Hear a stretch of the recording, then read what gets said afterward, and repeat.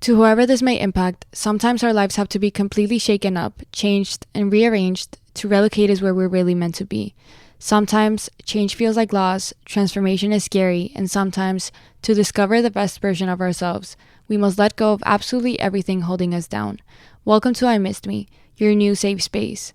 I Missed Me's purpose is to help people all around the world to come back home to themselves. It is a healing self-growth podcast that encourages people to dive deep into their emotions, heal their traumas, and ultimately love themselves. My name is Mafia Ansures. I am your host, and I hope to be a part of your healing journey. Lux presents Hollywood.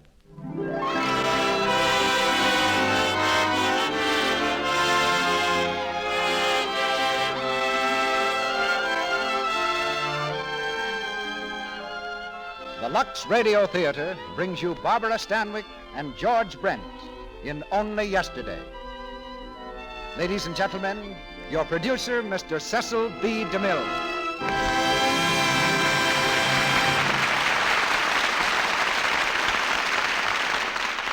Greetings from Hollywood, ladies and gentlemen. Only yesterday, we were living through one of the most hectic periods of American history, the gold rush of the fabulous 20s. It was the era that began with the return of an army from France and ended with an earthquake in Wall Street. And that nervous, exciting, dangerous decade, which seems only yesterday, is the setting for the unusual love story called Only Yesterday. Those were the years when the nation was singing, "Yes, we have no bananas, and it ain't gonna rain no more." The years of Prohibition, ticker tape fortunes, and Babe Ruth. A decade that began with women getting the vote and ended with motion pictures finding a voice.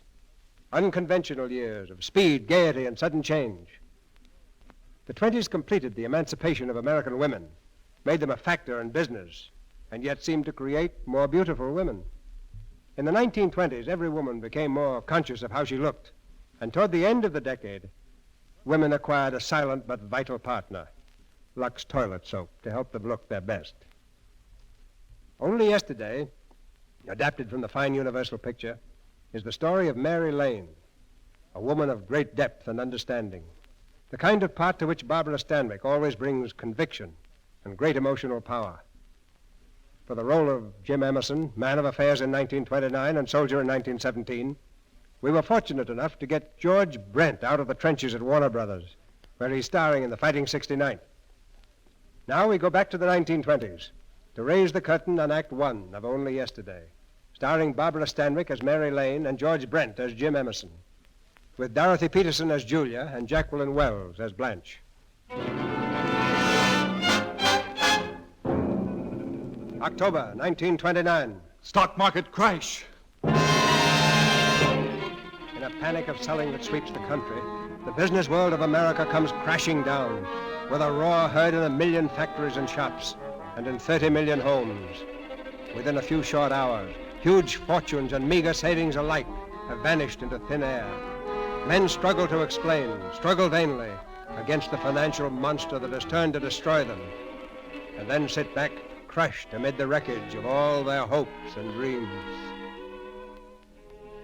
But uptown, far from Wall Street, in the sunlit bedroom of a pleasant home, another battle is being fought, a battle between life and death.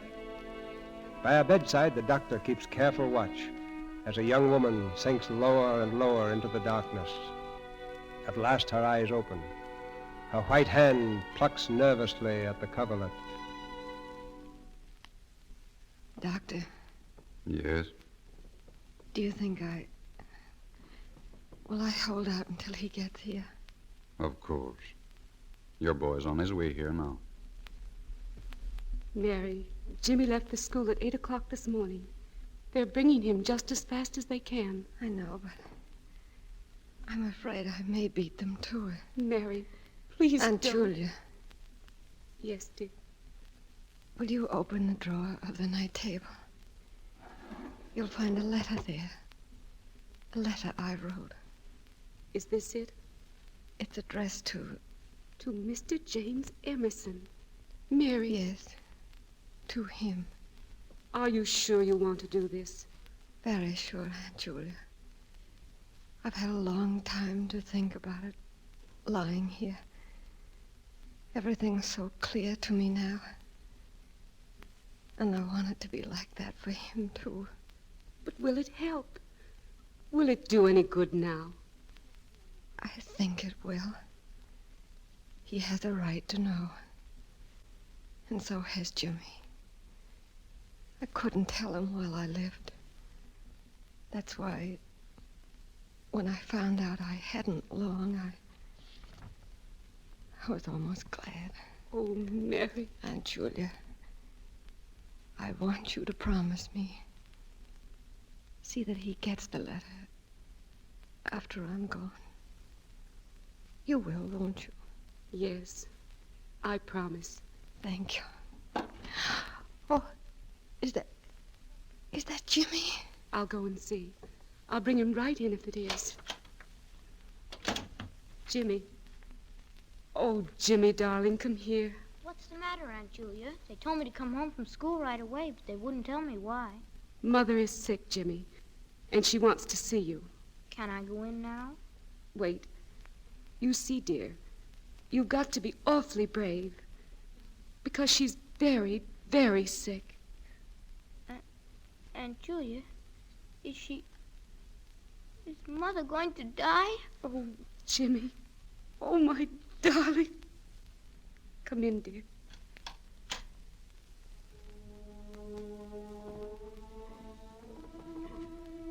Hello, Jimmy. Come here, sweet. Oh, you are getting big. You'll be a young man soon, won't you? Oh, Jimmy, don't cry. Look, sweet, there are hard things we all have to face in life, dear, but they aren't so bad as some people make them out.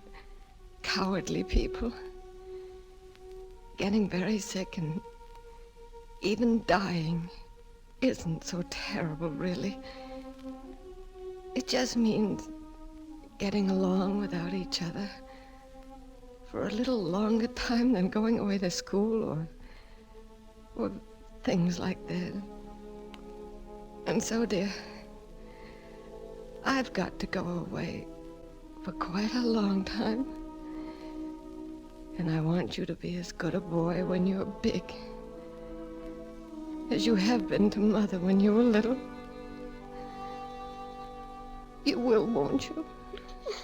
Mother. Oh, gee. Oh, gee.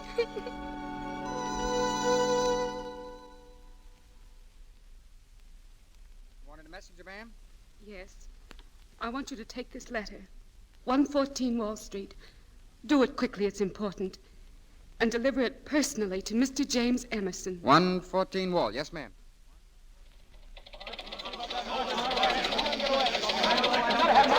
Hello, listen. I've got to speak to him. Put him on the phone. Wait a minute. Fairchild, close that door. Yes, sir. Now, listen. This is James Emerson speaking. Tell Mr. Brand I've got to speak to him. But he can't close me out. I've got to have a chance. Hello. Hello. Oh, Mr. Emerson, Yes, I have never seen anything like it, sir. you never will again. And I'm going to let you in on something, Fairchild. Yes? You'd better go get yourself another job, if you can find one. Well, Mr. Emerson, you didn't lose everything. Why, that's impossible, sir. Yes? Well, speak to Brand sometime. He's through, too. Oh, I'm sorry, sir. Oh, get out, will you? Yes, sir. Oh, your wife called, sir. She wanted to know when you'd be home. She's having a few people. Well, it's a great time for a party. She didn't happen to mention who was going to pay for it, did she? All right, get out. Tell her I'll be late.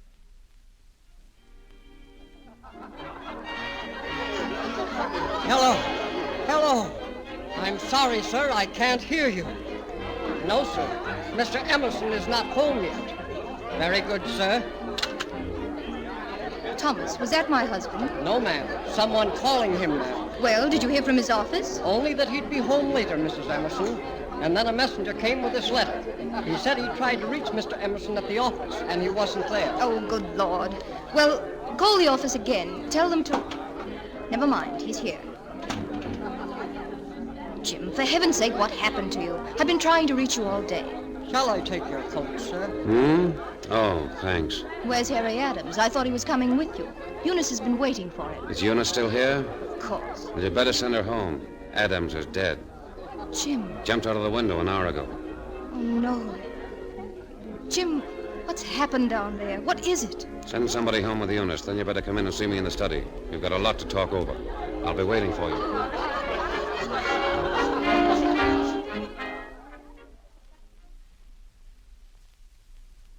I don't believe it.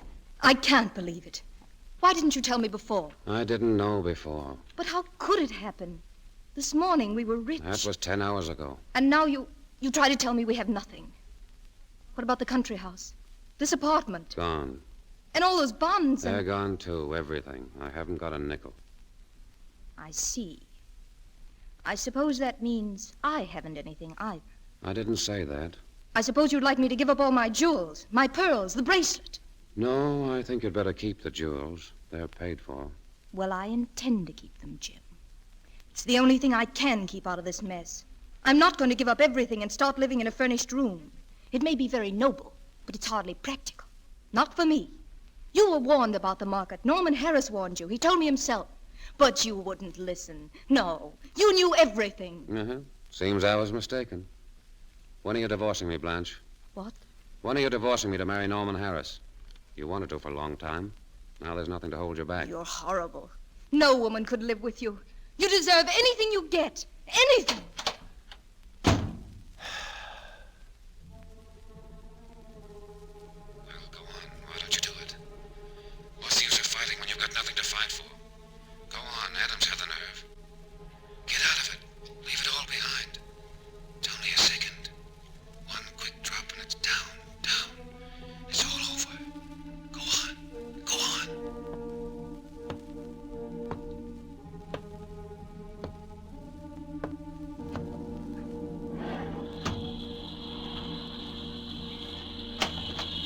Mr. Emerson. Mr. Emerson. What is it? Oh, sir. The window. Why, I thought... I was trying to fix the blind. What do you want? This letter, sir. It came by messenger. He said it was important. All right. Get out, please. Yes, sir. Mr. James Emerson, personal, urgent. My dearest Jim, I have so much to tell you and so little time in which to say it. You may have to think back 10 or 12 years ago to recall, if you can, the girl who met you first at the Virginia Country Club in April 1917. Her name was... 12 years ago to recall, if you can, the girl who met you first at a dance in the Virginia Country Club in April 1917. Her name was Mary Lane. Do you remember now? You were Lieutenant Emerson then. And so very, very handsome in your new uniform. I remember seeing you come in the door. You stood there smiling. All of the girls had a little card with a soldier's name on it, and we were supposed to dance with that soldier and entertain him. Your name wasn't on my card, but I went over and spoke to you anyway.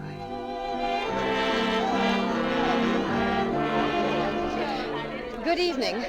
Aren't you Lieutenant James Stanton Emerson? Oh, yes, I guess I am. Well, I'm supposed to look after you. Shall we dance? I don't know why not. Come on. Is this something new? We thought it would be nice. We try to keep the boys in the camp down here from getting homesick. And with great success, too. Will you be going over soon? Can't tell. I hope so. You're quite anxious, aren't you? I suppose so, but I'm glad I didn't go before. Why? Why? Because if I had, I would have missed the chance to meet you. Oh, please, not so loud. Why? What have I done? Listen, I have a confession to make to you. What name is on your card, the one they gave you at the door? Well, let's see. It's Miss Amy Breckenridge, yes? Uh-huh. Well, that isn't my name. No? No, my name is Mary Lane. Amy drew you, but I traded her my captain for you. Oh, you did? Well, I'm afraid you haven't the proper respect for rank. Why did you do it? Because I wanted to be with you. Did you tell her that? Well, she and Deborah, that's my other friend, they think you and I know each other very well. Well, what gave them that idea? I did. What? Oh, don't be angry. Please don't. Oh, I'm not angry, but I am a little surprised. And that isn't all. I wore some flowers last week, and I told them they came from you. No. Well, say, how long has this been going on? 2 years. Oh, I've been sending you flowers for 2 years, huh? Oh, no, I mean it's 2 years since we met. Say, let's go out on the porch and go into this. Come on.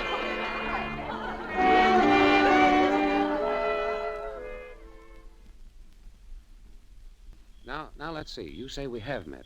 Well, you couldn't exactly call it that. But where was it? An affair that Mrs. Abbott gave 2 years ago. I wasn't 17 yet, so of course you didn't notice me. I gave you a sandwich. That was nice of you. And then I've seen you since. Where? When you were campaigning for President Wilson, my aunt who lives in New York was staying with us.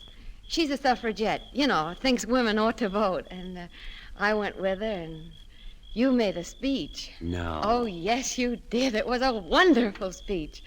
You were so sincere and handsome, and I tried to buy a picture of you, but they only had President Wilson and Vice President Marshall. And you'd rather have had me? Oh, of course. Miss Lane, I love you. Oh, What's the matter? you kissed me. And I asked, what's the matter? Well, it was kind of a surprise attack. Well, you can't say you haven't known me long enough. 2 years. 2 years are surely good for a kiss.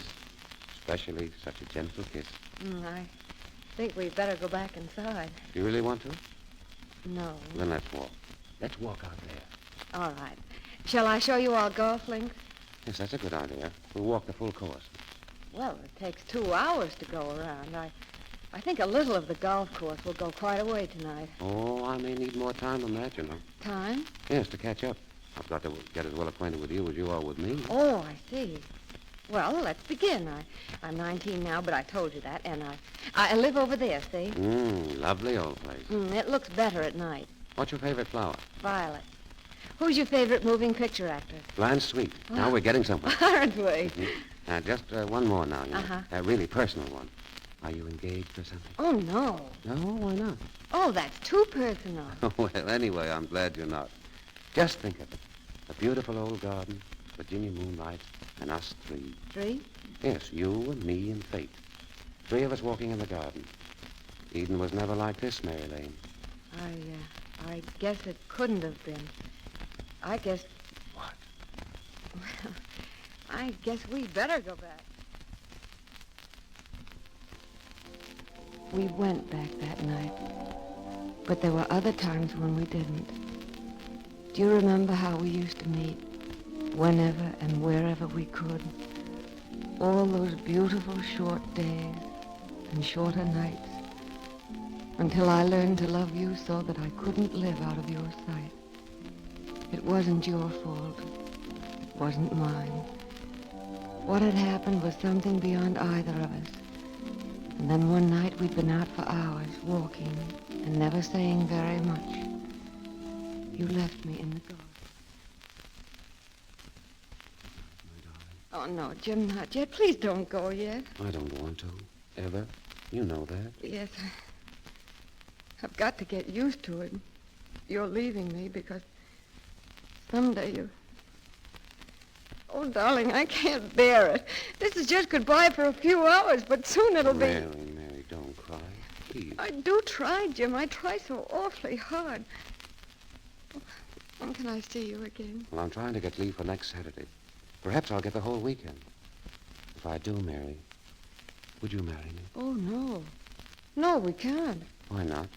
Well, there's my family. They don't even know you. You do, Mary. Oh, yes, I do. I do. Then we'll get married. No one has to know about it. We'll keep it a secret. Just till I get back. I think it would be right, Mary. Oh, Jim. Oh, my sweet. If you only knew how happy you made me that night. How the days seemed to drag by until Saturday. And then we were married. It was a lovely secret, darling. The loveliest I've ever tried to keep. But I couldn't, of course. I told my mother and father one day at breakfast.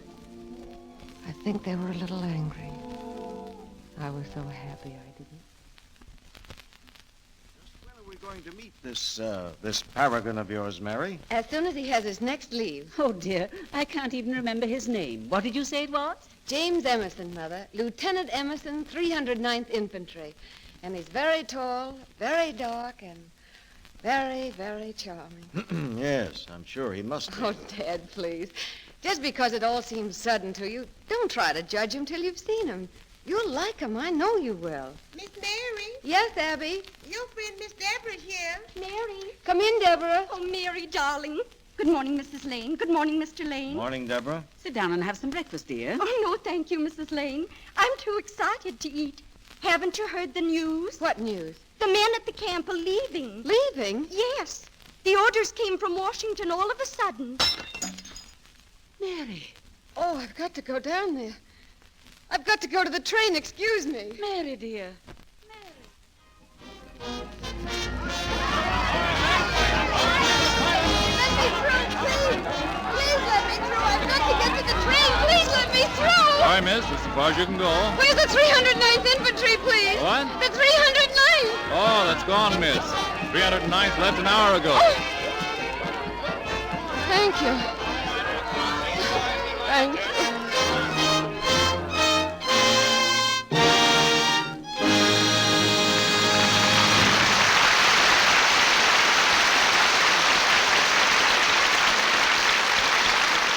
The curtain falls on Act One of Only Yesterday. Lonely months lie ahead of Mary Lane, months of waiting for the tall lieutenant to return. But before we go on with Act Two, Mr. Ruick has something to say that concerns you. Our stars, Barbara Stanwyck and George Brent, will be back soon in Act Two.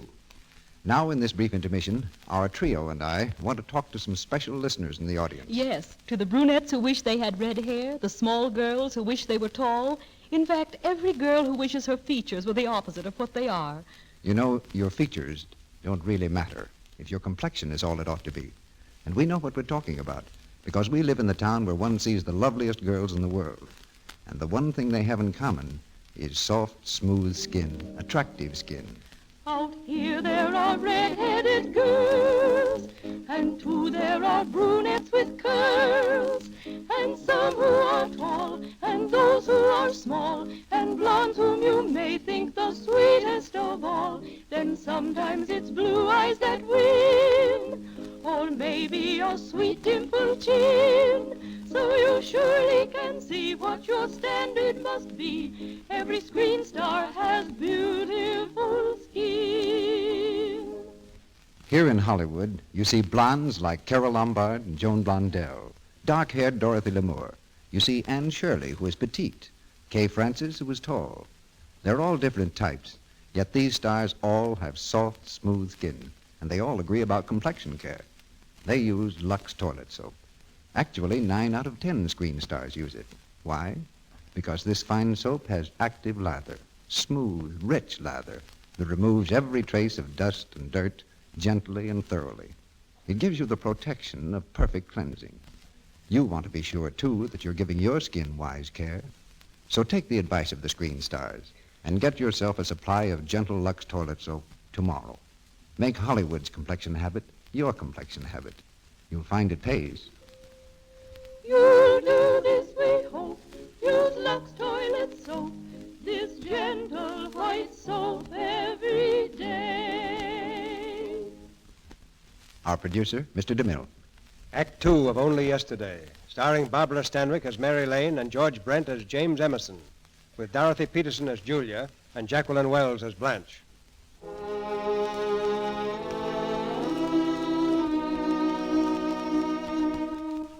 In his study, James Emerson sits at the desk, the letter lying open before him. As he reads on, his lips move without sound, but in his mind, he hears the long-forgotten voice of Mary Lane. And so we missed saying our last goodbye. But I said it to you anyway, over and over to myself on the way home from the station. Goodbye, Jim. Goodbye, darling. Come home safe. I wonder how many times I said that in the next few months. At night lying awake, or in the day walking through the fields where we had walked. And then all at once I knew, suddenly as if I'd been lifted to a great height and could see all the secrets of the world and life. I knew about the baby. I wasn't afraid. Even though you were so far away, I was happy. That's what made it so difficult with Mother. She couldn't understand. This is the first time, the only time anything has happened in our family to make us feel ashamed. Ashamed of what, Mother? I love Jim, and he loves me. And when he comes back... When he comes back? What if he doesn't come back? What Mother, then? please, don't say those things. What am I supposed to tell people? That my daughter was married secretly. Do you think they'll believe me? I don't care whether they do or not. Tell them anything you want. Oh, Mother, I'm sorry that it had to be this way for your sake and Dad's. That's why I'm going up to New York. Yes, I suppose that's best. I've written to your Aunt Julia. She's expecting you. Thank you, Mother. I'll leave in a few days.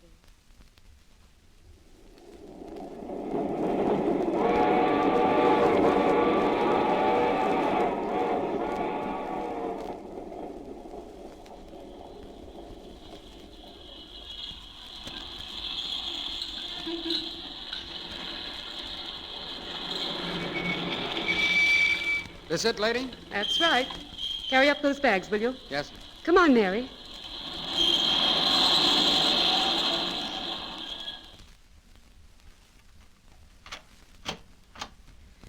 Well, here we are, Mary. 4 rooms and bath. Otherwise home. I think it's lovely, Aunt Julia. Well, it's what we call home in New York. But make no mistake, honey. Air shafts and elevators notwithstanding, New York is the place to live. It's in the air. It's electric. It's... Anyhow, you're going to like it. Hear me? Like it. You don't have to threaten me. I think I will. That's the girl. Here, give me your hat. I just can't wait to see you bobbed. Bobbed? You mean cut my hair? Oh, child, women have cut more than their hair. That's just a kind of symbol. They've cut a lot of the old silly nonsense. They can get and hold good jobs nowadays. They aren't dependents anymore. And they've kicked the bottom out of that old bucket about women's places at the kitchen sink. Well, at least you have, Aunt Julia. Now sit right there. We'll have tea in a minute. And I'll stop talking long enough to let you tell me a little more about what your mother wrote. Aunt Julia, are you terribly disappointed in me? Of course I'm not. Why should I be? From all I've heard, you're going to be very happy someday. You and your Jim Emerson. Oh, Aunt Julia, you make it so easy. I think I should have come up here before. Of course you should. Now tell me, does he know about the baby? No, I couldn't tell him.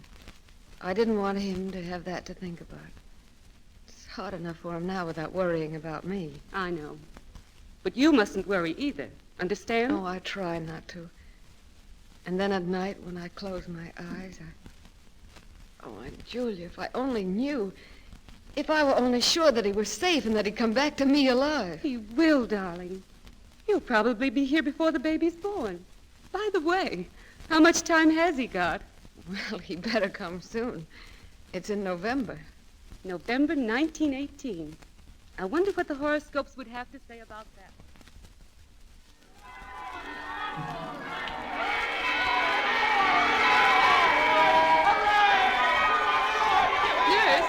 Nurse? Yes? My name is Julia Warren. They called me from the hospital and told me to come. Oh, of course. Your niece is doing very well, Mrs. Warren. It's a boy. A boy? Oh, how wonderful. May I see her now? I think so. But don't stay too long. I won't. Thank you.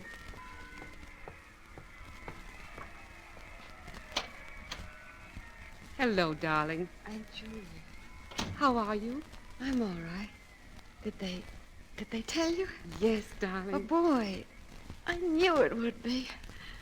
Oh, I'm so happy, Aunt Julia. I can't stay very long, darling. But I've got some good news, too. Listen, do you hear anything?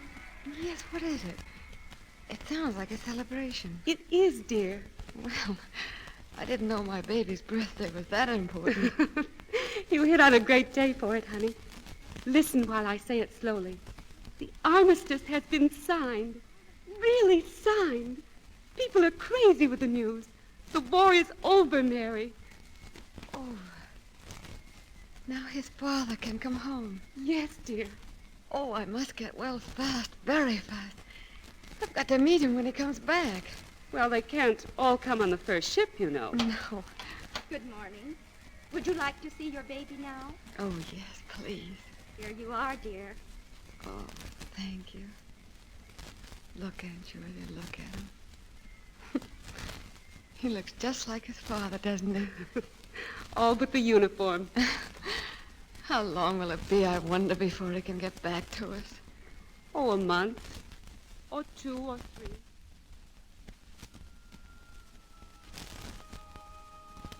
A month or 2 or 3. I thought those months would never pass. And then your regiment came home. I was on the pier waiting. I'd been there since 7 that morning. And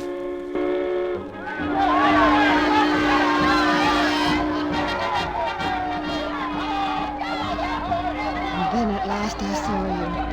How I got through that crowd, I'll never know. Please let me through. Jim, I'm here. Over here, darling. Jim. Oh, Jim, darling. Hello. Oh, my dear. I'm so glad to have you back again. I'm glad to be back. Jim, is that all we have to say to each other? I'm sorry, but I can't see. Please excuse me. Jim! There he is! Jim boy! Here! Hello, Father. My boy, my boy. Mother, dear. Oh, it's so wonderful to see you again. Good morning, hero. What's the matter? It's Blanche, my boy. Blanche? Oh, yes, of course. Have I changed that much, darling? Come along, son. The whole family's waiting at the house. If we can find the car in this crush. And I want to hear all about everything. Oh, Jim, my darling, if you only knew. Jim! Oh, Jim!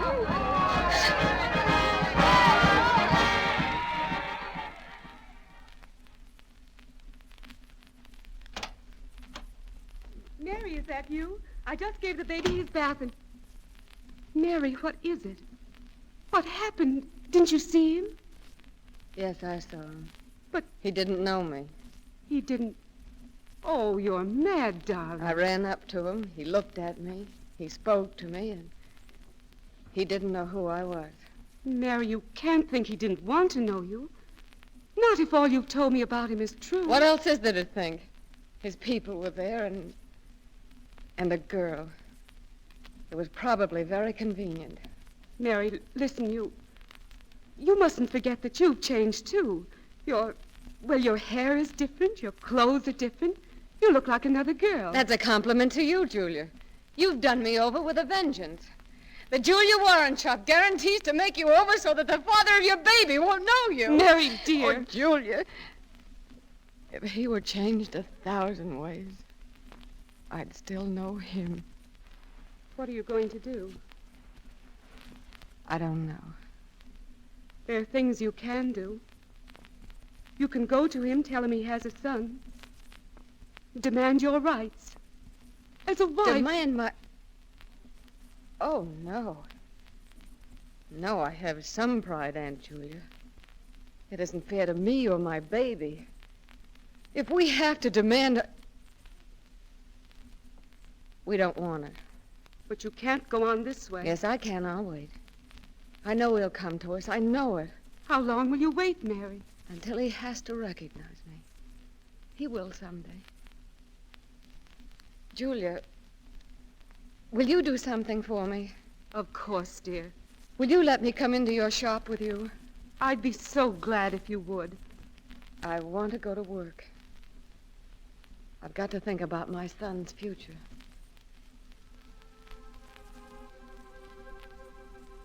Looking back at that time, 11 years ago, I hardly seemed to know myself. I was so very young, so very foolish. For months, my pride wouldn't let me go to you. I kept myself busy in Julia's shop and with the baby. But I couldn't understand, and I couldn't forget. And then one night I made my decision. I think Julia must have known, because just as I was leaving the apartment, she stopped me at the door. Mary? Oh, Where are you going, dear? Dinner's almost ready. I'm going out. Where, dear? Aunt Julia, I'm going to see Jim. I can't stand this any longer. I'm going to him and tell him everything. What's changed you so suddenly? Oh, it isn't sudden. Do you know where I was this afternoon? In front of his office, waiting for him to come out, hoping he'd see me and remember. And that wasn't the first time. There hasn't been a day since he came back that I haven't stood outside his office or near his house. Well, I'm going to swallow my pride. I'm going to him and tell him that I love him, that I can't go on without him. Wait a minute. I've got something to show you, Mary. What is it? I didn't want to show it to you, but I think you'd better read this. Mr. and Mrs. James Stanton Emerson, who were married on Wednesday last, sailed today for... Mary. Mary, darling, please. Please don't look like that. It's... Mary!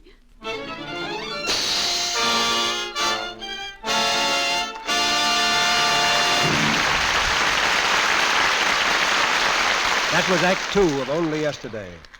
Mary Lane faces the future, alone with her child. And we follow her search for happiness in Act 3.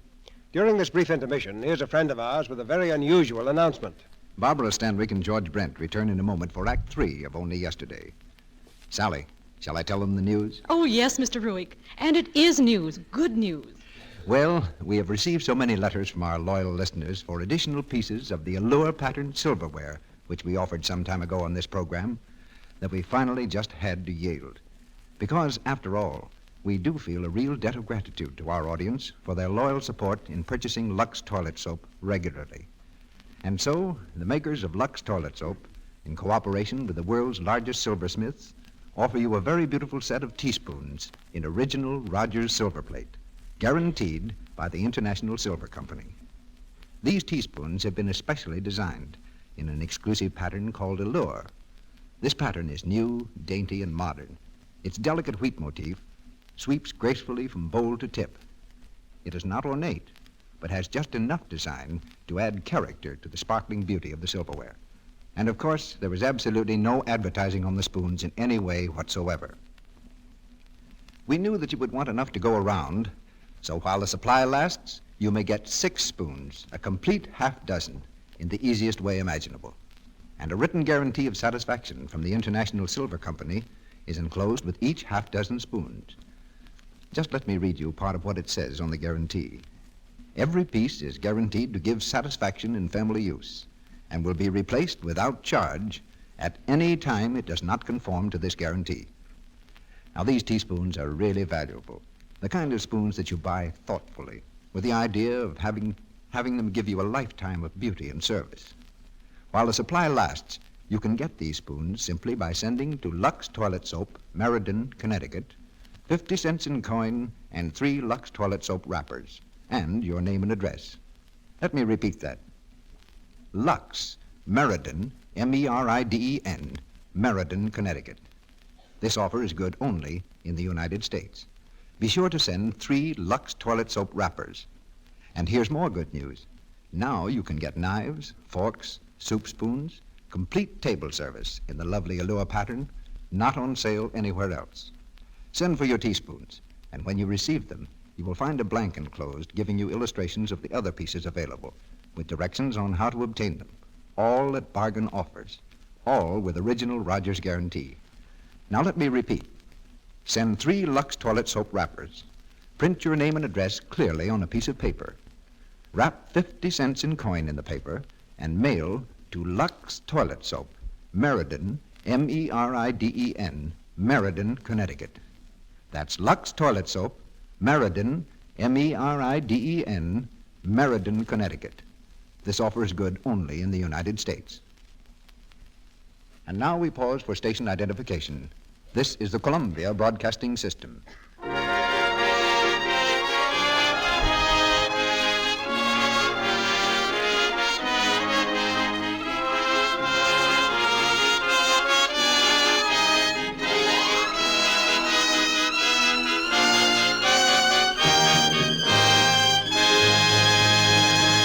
we continue with Act 3 of Only Yesterday.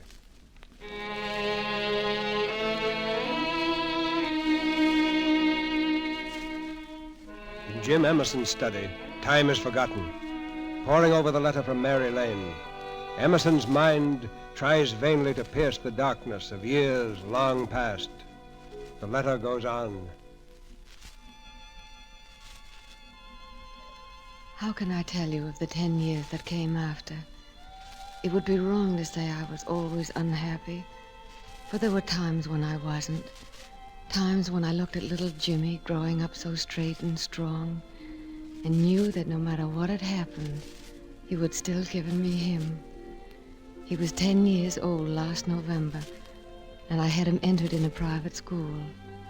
It was strange not having him with me, for somehow he had taken your place.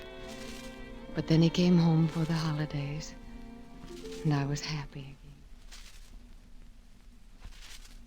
Mother! Mother! Hello there. Can I come in? In a minute, darling. Let me finish dressing. Okay. Happy New Year, Jimmy. Oh, hello, Aunt Julia. Happy New Year. What's in the package? My new dress. I'm going to be beautiful tonight if it kills me. Where's your mother? Is she getting ready? Uh-huh. We just got home a little while ago. We went to the doctor's. Oh? What did he say? Nothing much. Gave me a lot of tests and stuff, and then he said I can play football all I want next year. Oh, that's wonderful, Jimmy. Then you're all right, aren't you? I guess so. But you know what? He told Mother it was her who needed to be careful. What? I heard him. He said something about she was working too hard or something. She ought to take things easier. What do you suppose that means, Aunt Julia? I don't know. She has been doing too much. I've told her time and time again, but it doesn't do any good. Do you suppose it had helped she didn't come to the store sometimes? I mean, like, take a vacation. Yes, if she'd do it. But just try and make her stay away. All right now, Jimmy. Okay. Jimmy, don't tell her you told me, will you? I'll call the doctor myself. I won't tell her. Hello, Jimmy. Hello. Gee, you look keen. You going out, huh? Uh-huh. Do you mind? No, I don't mind. That's good. I just want to come in and say Happy New Year, that's all. Mm-hmm. Mary! Oh, that dear. man's here. Tell him I'll be right there. Jimmy, Mother's got to rush. Mr. Reynolds is here, and I haven't even finished my makeup yet. Look out, darling. Oh, you don't need makeup. You'll get by without it. You think so? Just the same, I'm not going to take any chances. Say, Mother, I've been wondering. What about? Mr. Reynolds. Are you going to marry him? What a question. He hasn't asked me. Go on. No, really. Well, why don't you ask him? Jimmy, ladies don't ask gentlemen to marry them. Oh, I can fix that. How'd you like me to ask you for it? Why, Jimmy, what an idea. I don't mind. I'll just go and say to him, look here, Mr. Reynolds, I want to know... Jimmy, if you dare to do a thing like that. Why, you little imp. Gee, did you look scared? Come on now, kiss me goodnight. Night, Mother. Have a nice time. I will. And don't forget, we've got a date tomorrow. Mary! Coming. You'll have to entertain him for a while. I'm not ready. All right. Hello, David. Let me look at you. You're very lovely tonight, Mary. Thanks. It's your flowers. Sit down, David. How's Jimmy? Well, I think he's getting beyond me. He threatened to embarrass us horribly tonight. Is that so? Yes, he was going to speak to you about your intentions. No. Oh, definitely. I suppose you told him how many times I've asked you to marry me. No, I didn't think that was quite the thing. Mary. What? How many more times am I going to ask you? David, you're very sweet. I'm very much in love with you, Mary. I guess I'll always be, no matter how many times you turn me down. David, before we could even think about it, there'd be so much I'd have to tell you. You couldn't find a more interested listener. Well, go on. No, it's the wrong time, David. Will there ever be a right time? Yes, I'll tell you next year. Next year? Well, it's only about 4 hours. Oh, that's right. It's... Mary, is that a promise? It's a promise, David.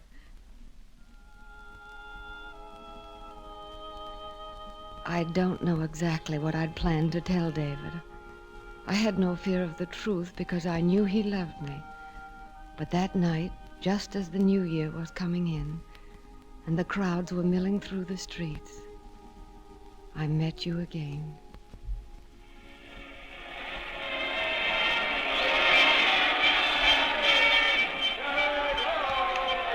I'd become separated from David and Julia. And then suddenly there we were, you and I, face to face in the crowd.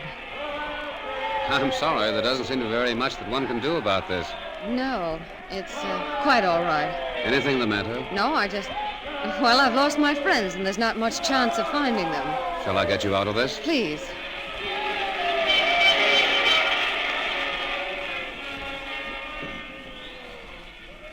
There. This is better, isn't it? Yes, thank you. Do you think you'll get home all right? Yes, I'm quite sure. Well, I don't think I'll go home just yet. Well, would you care to have a drink with me and see the new year in together? I'd like to very much. Oh, thanks. I'm alone, too. But, Yes? I'm sorry. Haven't we met before? Have we met before? Well, it does sound rather trite, doesn't it? But I didn't mean it as an opening. Shall we go?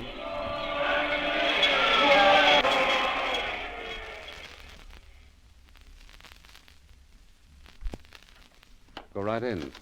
I'll mix another drink for you. No, thank you. It's getting rather late. Oh, you can sit down for a moment. Please. It's all been so very lovely. Tell me, is this some friend's apartment? Why, no. It's mine. But this isn't where you live. Yes. What made you say that? I never saw a place so completely without the feminine touch. Oh, well, this happens to be the place where I live. The other place is where I sleep. You know, breakfast and get my mail. Oh, I see. May I use your phone? Of course, there it is. Thanks. Want me to go somewhere while you talk? No. I warn you, I may listen. You can hear what I have to say. Hello, darling. Oh, Mother. I just wanted to wish you Happy New Year again. Happy New Year to you, too, Mother. Thanks, darling. Say, did anything happen tonight? What? You know, did he say he wanted to marry you? Oh, no, dear. Oh, gosh. Coming home soon? Yes, very soon, I think. Good night. Good night. Sounded very intimate. Was it a man? You'd like to know? Yes, I think I'd like to know everything about you. Who you are, where you live, what you do. I'm someone you met tonight in the crowd. Someone to whom I'll be eternally grateful. Why? Well, you see, I was lost tonight, too. Oh, not really lost. I mean, I went out for a walk about 10 o'clock, and I was pretty lonely until we bumped into each other. You're married, aren't you? Yes. Don't you usually celebrate New Year's Eve with your wife? Oh, I'm sorry. That was the wrong thing to say. Forgive me. It's quite all right. I'm afraid it's no great secret anyway. All married people aren't happy together, you know. Tell me, are you unhappy? Yes. I never told that to anyone before. It's funny that I should tell you. A perfect stranger. Are you? Somehow I feel that you're not. A stranger is someone you can't talk to except about the weather or the market. But I can talk to you. May I see you again, please? Isn't life complicated enough? Do we have to tangle ourselves up willingly with our eyes open? I don't understand you. Why can't I see you? Because I don't know. I just think we'd better not. I'm sorry. You speak as though you'd been greatly disappointed once. I was. I'll have to go now. Good night. Good night. Well? That picture on the table there. Oh, my regiment. Or what was left of them. It was taken just after the armistice. And this is you, isn't it? Yes. I'm not looking very well. I'd just come from the hospital. You were wounded? Yes. A head injury. Not too serious, but it fogged me up a little. I used to forget things. Forget? Uh-huh. Names and faces. They had to tell me who I was when I came out of the hospital. Then I pieced a lot of it together for myself. Oh, I never mentioned it to my people. I asked them to send me pictures from home. You know, snapshots of themselves, the house, my friends. They never suspected, of course. And then gradually, things began to come back to me. But not everything. There are still some blanks. Empty pieces in my life that I'll probably never know about. Go on. Well, that's all. But that's why when I meet people sometimes, I have a strange feeling of having known them before. Something happening long ago that I can almost remember. And If they are people you've known, and if they tell you things that have happened, things that are true, do you remember then? Does it come back to you? No, not always. Sometimes I just have to take their word for it. You take their word. Life is very complicated for you, too, isn't it? It hasn't been easy for you. Oh, I wasn't trying to gain your sympathy. I know. But I'm glad you told me. So very glad.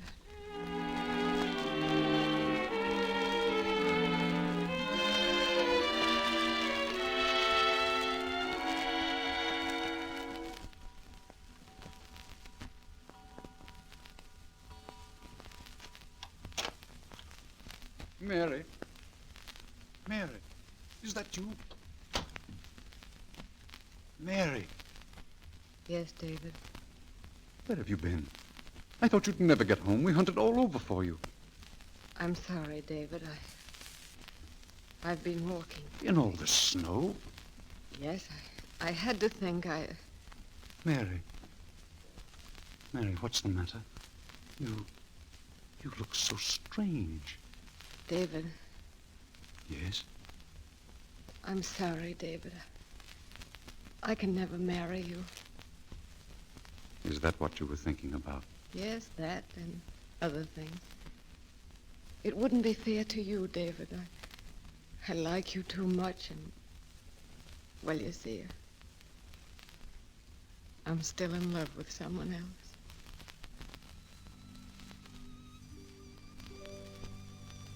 I didn't marry David. I couldn't. And I told him the truth. That's why I'm writing this letter to you, Jim, my darling. I've been so sick, so very tired. I had to write the words I couldn't speak. I love you, Jim. I love you now as I've loved you always. And I have a feeling that we can be happy again, somewhere. When you receive this letter, I shall be gone. But your son will be here. Please come and see him. And if there's a place from which I can watch, I'll be there. And I'll be happy. Goodbye, my darling. Goodbye, my sweet. Now I can call you mine again. Yours, Mary.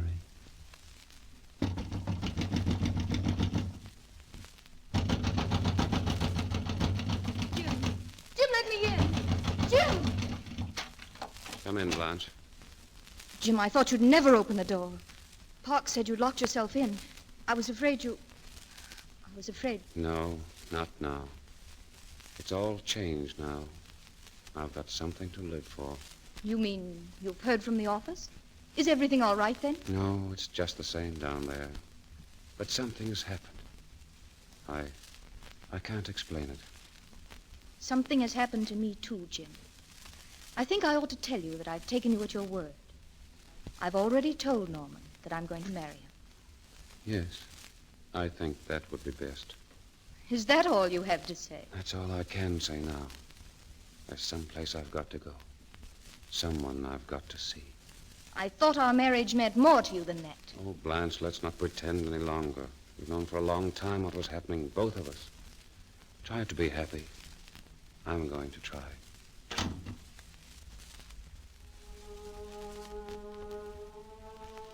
Then this morning, she gave me the letter to send to you after she was gone.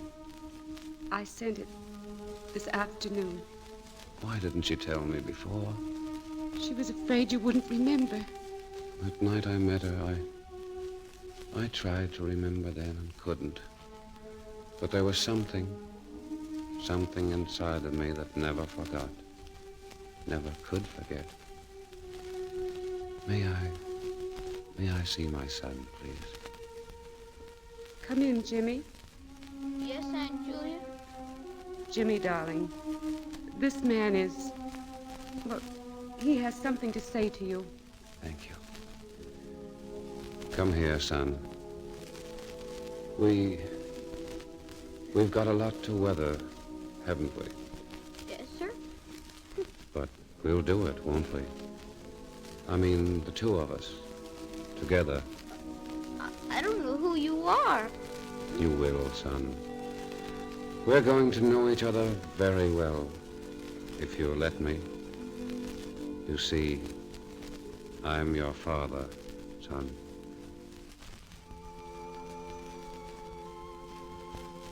I have a feeling that we can be happy again, somewhere. And if there's a place from which I can watch, I shall be there. And I shall be happy.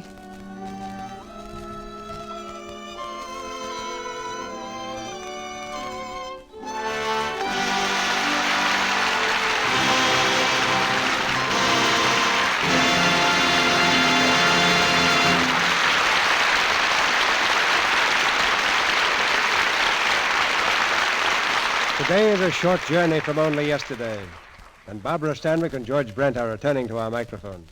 Did you like going back to the 1920s, Barbara? Oh, I like the play very much, but I'm pretty happy with things the way they are now. I think I'd rather live in the 1930s. You know, we did this story more or less on its anniversary. Yeah, that's right. The stock market crash happened just 10 years ago last week, or the week before, didn't it? Well, yes, but I don't think anyone is celebrating that anniversary, George. No, I suppose not. But you know, this is a sort of a reunion for Barbara and me. Uh-huh. We made 3 pictures together about 5 or 6 years ago, and then George went out of my life forever. Until tonight. Yeah, well, this is a sort of a reunion, and it's been very enjoyable. In fact, I always enjoy the Lux Radio Theater. Such nice, clean work. Sounds like a compliment to our product. Well, I meant the working conditions are so good here. You know, you've got a nice dry stage and air conditioning and all that kind of thing. I've been having a tough run of luck in pictures lately. Oh, didn't it rain pretty hard or something, and the rains came? Why, I worked for days in water up to my neck, and now it's mud. The Fighting 69 is fighting its way through the mud. You know, every morning I punch a time clock and jump into a mud hole. Well, just in case the Chamber of Commerce is listening, perhaps you'd better explain that it's artificial mud. Well, you know, I thought it might take the technical department a good many weeks to find an acceptable substitute for mud, but they solved it one day. Yeah, they poured some water on a pile of dirt and got mud. I guess the simple way is usually the best way to do anything. And that's a rule that applies to complexion care, too. I've found that regular use of Lux toilet soap is an excellent way to help keep one's skin soft and smooth, the way you want it to be. And it's a simple way, too. I've used it for years. But, I haven't heard you mention what the Lux Radio Theater show for next week is, C.B. Next Monday night, we're going to present The Champ, and our star will be Wallace Beery, in the famous role he played on the screen. And in addition to Wallace, we'll have Josephine Hutchinson and Noah Beery. The Champ is a drama of the devotion of a father to his son, a father who was a true champion. Yes, I remember the picture, C.B. Wallace Beery gave a great performance. Well, good night now. Good night. Good night. There'll be ringside seats for everyone at the loudspeaker next Monday night.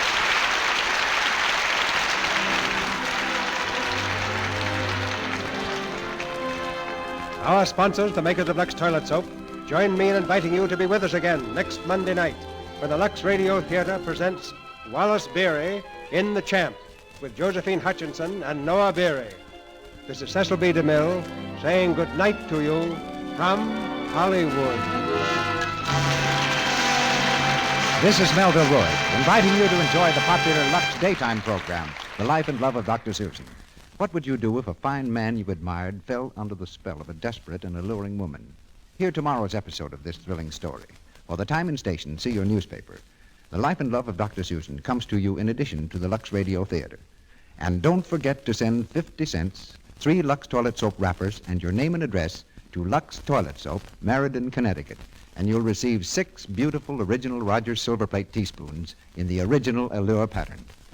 Heard in tonight's play were Eric Burtis as Jimmy, Gavin Gordon as David, Gloria Gordon as Mrs. Lane, Victor Rodman as Mr. Lane, Tony Tree as Deborah, Harry Walker as Butler, James Eagles as Messenger, Emma Saunders as Mother, Frank Martin as Soldier, and Bernice Pilot as Abby.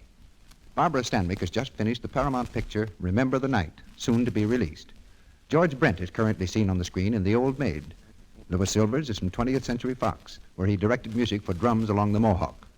The Universal picture Only Yesterday was based upon the work by Frederick Lewis Allen, published by Harper Brothers. This is the Columbia Broadcasting System.